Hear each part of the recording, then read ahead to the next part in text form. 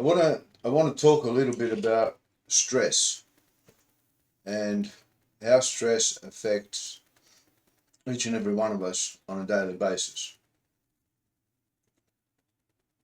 Most of the time, we don't realize that we're under stress. We take it as a normal part of everyday life. It's a difficult situation. I'll do my best to deal with it and I'll get over it.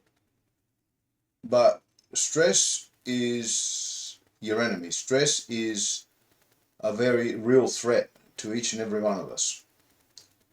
I'm speaking from experience because for a very long time I was one of those individuals who gave a damn about everything, worried about everything, um, did his job to the best of his ability, but always punished himself, thinking that he wasn't doing good enough and he could do a lot better.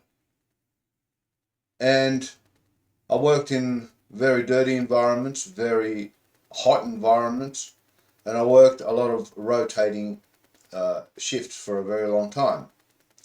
So day, afternoons and nights. I worked very long shifts, 12-hour shifts, sometimes 16-hour shifts. There was times when I came home after a long shift and I'd have a shower, something to eat, get to bed, and the phone would ring and I'd get called in because someone didn't turn up or they had extra workload that they needed extra people for. I never said no to my bosses. I always said yes. I always went in. I always turned up for work because at the end of the day, it pays the bills. But all that stress, plus the stress of raising two kids,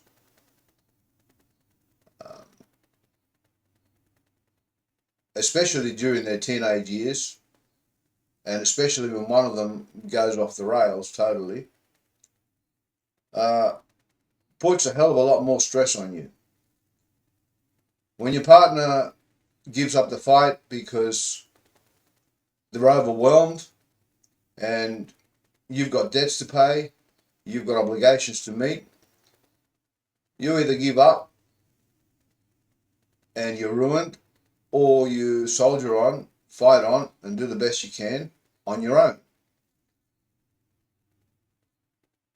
But through all of that, there is tremendous amounts of stress that are placed both on your mind and on your body. I used to drink a lot of coffee.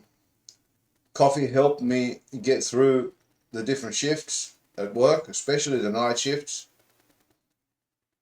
And when I got really stressed, I did some bad things like smoking a lot of cigarettes, which is not a good thing for you because both of those things increase the levels of stress in your body. They don't do anything to alleviate it. You think you might have a smoke, you might have a cup of coffee, sit back, relax, and you alleviate some of that stress. Not true. It just makes it worse. So you've got heightened cortisol in stressful situations and a really heightened amount of adrenaline. And adrenaline is poisonous to the body, especially if it's there day in, day out, most of the time. It's okay in a fight or flight situation when you're faced with a situation like, do I run from this bear or do I stand and fight it? Do I run from this dog or do I stand my ground? But when your body is constantly pumped full of adrenaline, it takes its toll on your blood vessels, it takes its toll on your heart, it takes its toll on your brain, and all that can lead to all sorts of issues. It can lead to heart attacks, strokes, autoimmune diseases, and this is where we get to my case. I ended up with an autoimmune disease as a result of all that stress, all those years of tremendous amount of stress, been overworked, and working in really unhealthy environments. Just before the pandemic hit, I was diagnosed with CKD. They said it was glomerulonephritis. It's actually ANCA-positive vasculitis, which has affected the small blood vessels in my kidneys, hence the glomerulonephritis. But for the last 4 years, I've been trying to figure out or to put a reason to why this happened to me. I've asked my doctors, I've asked the nurses at the hospitals. It just happens. We don't know why. It just happens. I didn't do drugs. I wasn't a big alcohol consumer. I did smoke. And I drank a lot of coffee. I still drink coffee. Maybe I shouldn't, but I still do. So,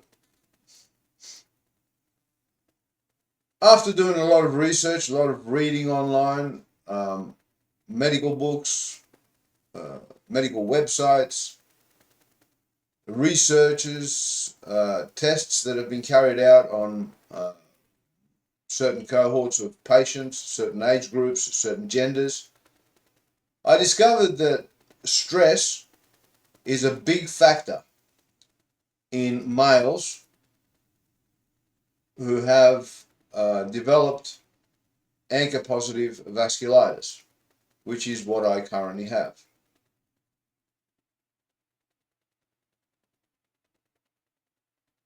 The reason I did this video is to draw your attention to the dangers of not winding down, not being able to zone out.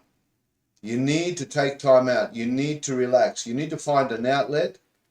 You need to find something that is going to alleviate some of that stress in your life. Because being in a constant state of stress serves only one purpose: to make you sick and ultimately, eventually, to kill you.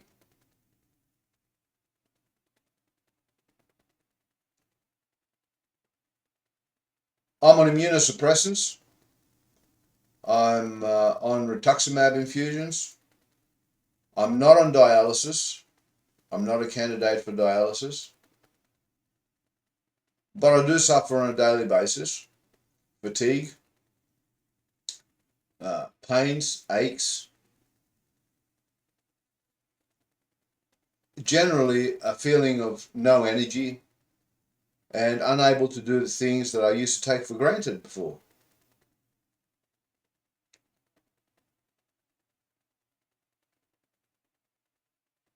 Sometimes you got to look at the situations going on around you, and you've got to ask yourself a question. Am I able to control this? If you're able to control it, if you're able to do something about it and fix it, then by all means, do something, fix it, if you can. If you can't, if it's going to cause you a hell of a lot of grief, if it's going to compromise your health, if it's going to compromise your state of mind, and at the end of the day you're going to achieve pretty much nothing, then it's best to walk away from it and let it go. I know it's hard, especially in situations where we have a child or a partner who is going through a difficult situation and they're on a suicide course.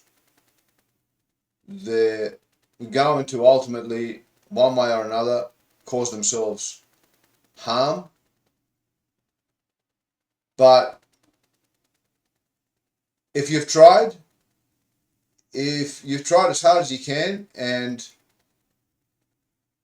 you haven't been able to change their mind, you haven't been able to turn them around, then it's time to admit defeat and pull back. Because if you don't, if you keep worrying, if you keep stressing out about those things that you have no control over, all you're going to do is overwhelm yourself